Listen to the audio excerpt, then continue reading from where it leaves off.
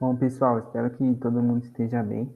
Hoje a nossa aula ela vai falar um pouco sobre o primeiro período republicano do Brasil, de 1889 a 1930, a chamada República Velha.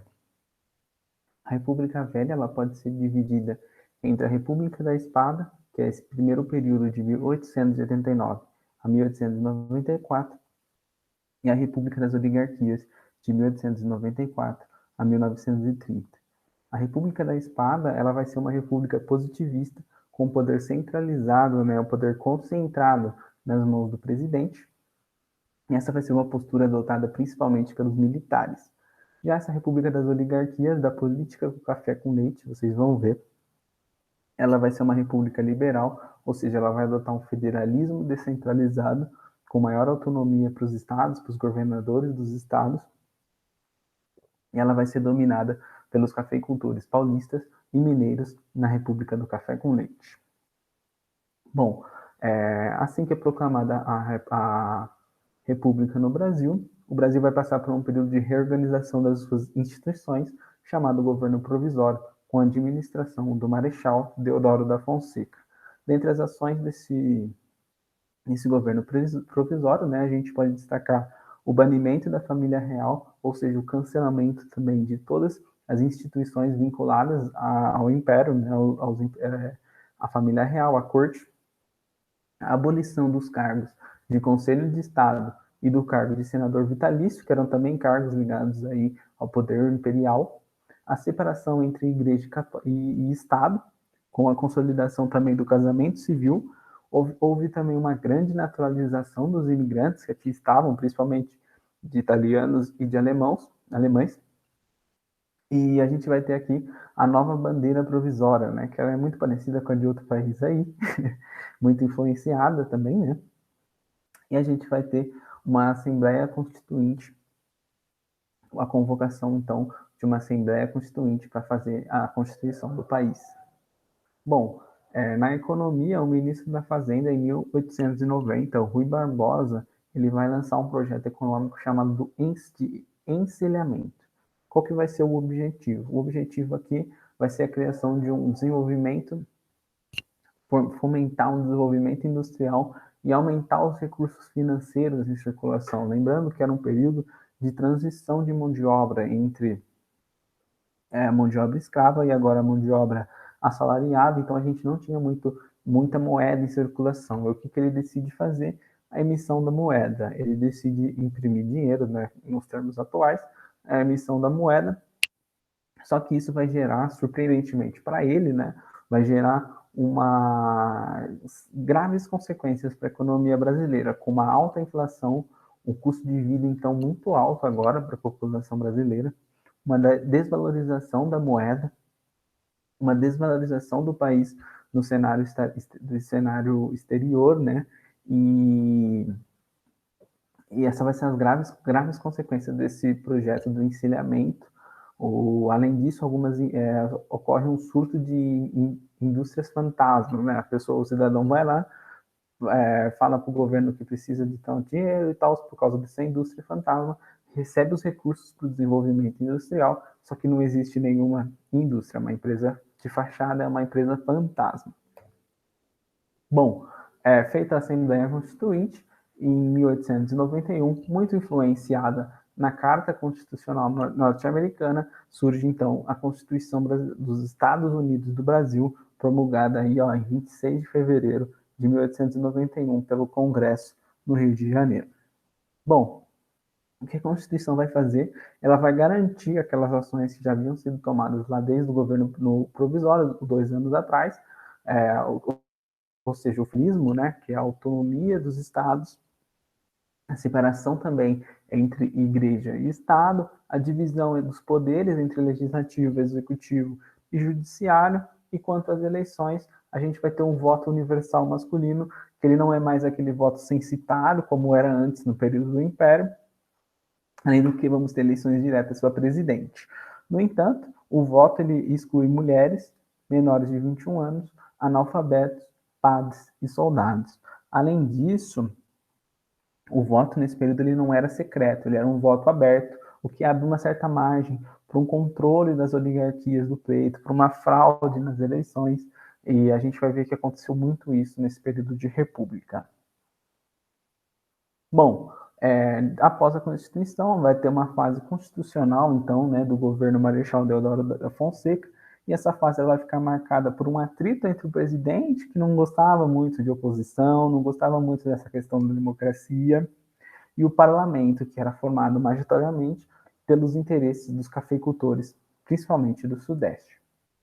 O parlamento, então, ele vai aprovar a lei da responsabilidade, que era uma lei que ela tinha um caráter de restrição, de limite, limitava os poderes do presidente.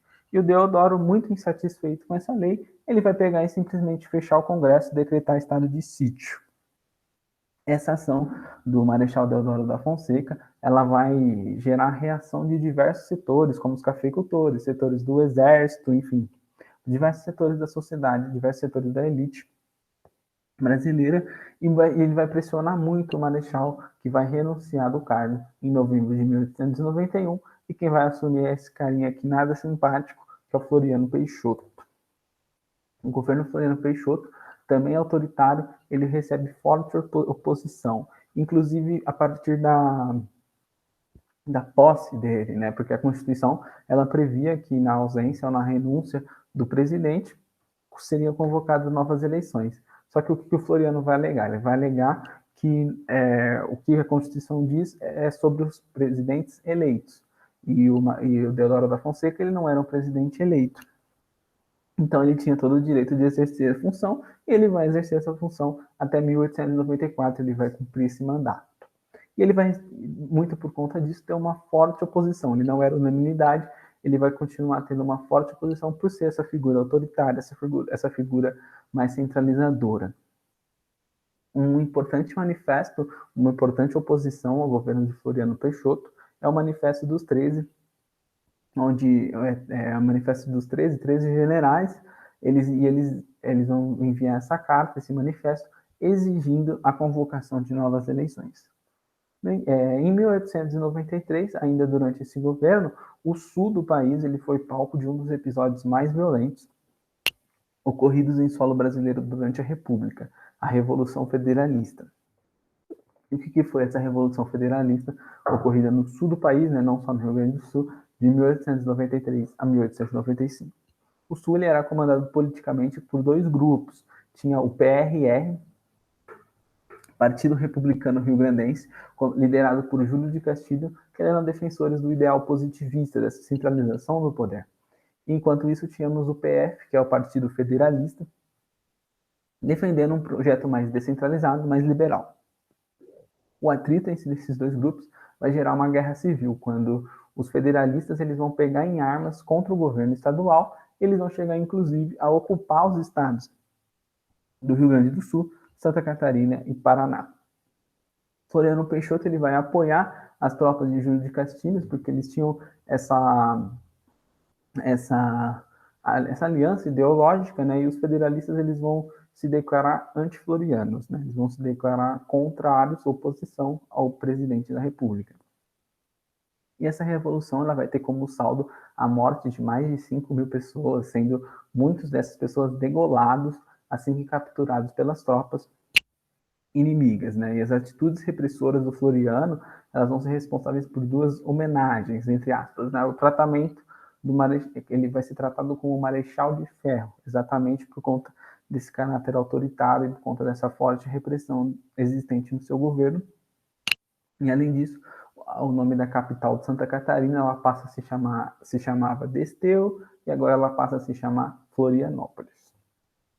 Bom, vai ter a primeira eleição, vai ter o primeiro presidente eleito Prudente de Moraes, dando início a essa república oligárquica. Oligarquia significa governo de poucos, e quem que eram esses poucos? Durante a república oligárquica, ocorreu uma alternância no poder entre os cafeicultores da região sudeste, em especial de São Paulo e Minas. A gente vai ver esse jogo político que vai fazer com que a república esteja sempre na mão das mesmas pessoas, não das mesmas pessoas físicas, mas do mesmo projeto, dos mesmos interesses, que é exatamente esse interesse oligárquico dos cafeicultores da região sudeste.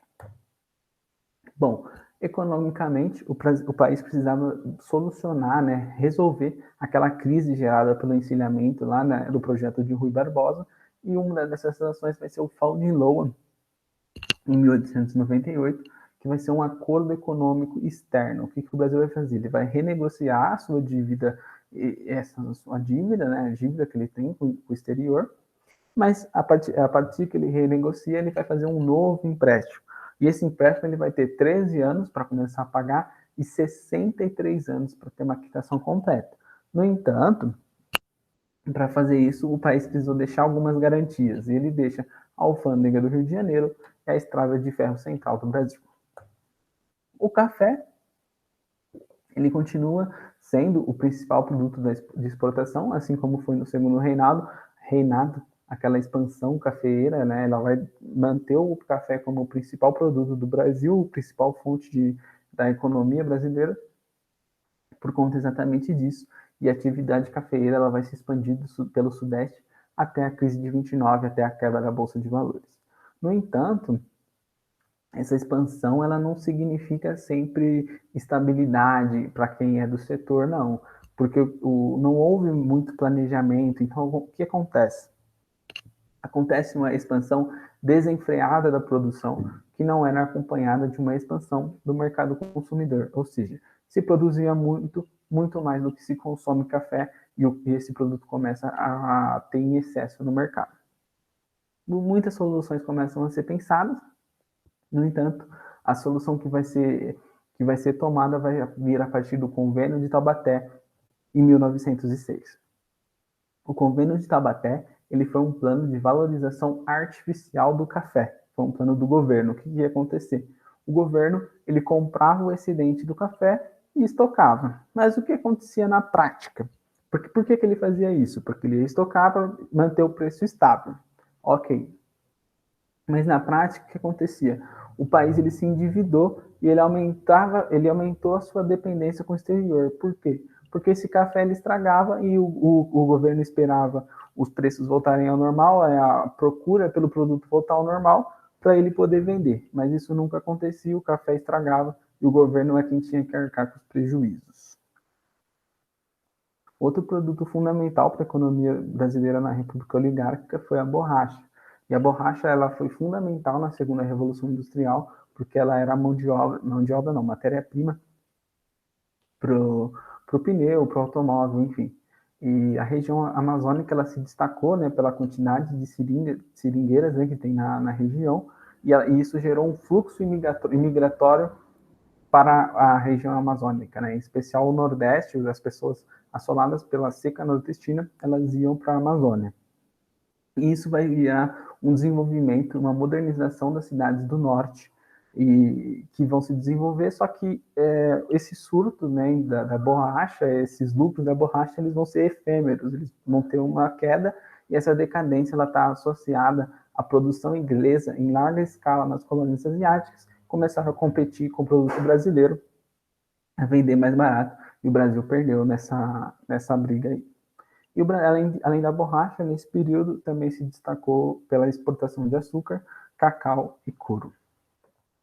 Bom, a indústria também, houve um desenvolvimento industrial no período entre 1889 e 1907, para vocês terem uma ideia, o Brasil salta de 600 para 3.258 fábricas, sendo o Sudeste o principal eixo aqui com o Rio de Janeiro e São Paulo, concentrando quase 50% das fábricas, mas o Rio Grande do Sul também muito importante, com 15% das fábricas. Esse capital excedente do café foi um dos responsáveis ainda, né, pelo seu desenvolvimento industrial, porque se tinha dinheiro e para não ficar investindo só em café, a gente viu começar a sobrar em estoque, começa a se deslocar o capital para o setor da indústria. Além disso, havia necessidade de substituir as importações durante a Primeira Guerra Mundial.